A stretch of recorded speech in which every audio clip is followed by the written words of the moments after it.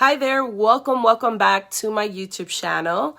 In today's video, I'm going to be talking about why not get obsessed with the grading system that erank and Marmalead gives your listings. So if you want to learn the reason why, make sure to watch this video till the end. Now, if this is your first time visiting my YouTube channel, consider subscribing today. I do upload weekly videos to help you build an impactful online business. And this is for everyone. Don't forget to hit that notification bell so you are the first one notified of any new videos I upload to the channel. Now, let's go ahead and get started and talk about the grading system. Now, one of the most frequently questions I see on my Facebook group is I have an Etsy listing rating score of an A, but I'm not getting any visits or sales. Why is this happening? And this is the main reason why I wanted to create this video to explain what the grading system is all about.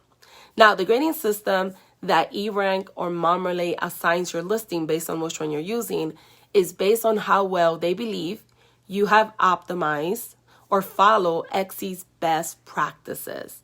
So it's important to note that just because the listing might say A, it doesn't necessarily mean you have optimized your listings correctly. Or maybe it says a C, it doesn't mean that you have done them incorrectly either. Now, it's more important to focus on your Etsy stats and check which listings are not performing well and make the necessary changes to those particular listings.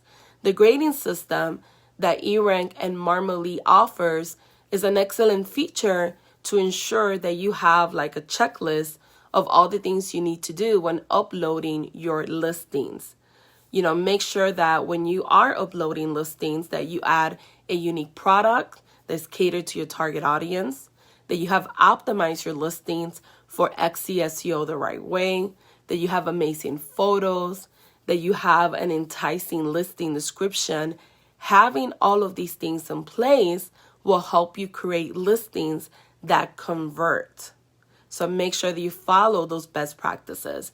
If you have any questions about anything that I talked about in this video, let me know in the comments below. And hopefully now you have the difference or know the difference of what the grading system is used for.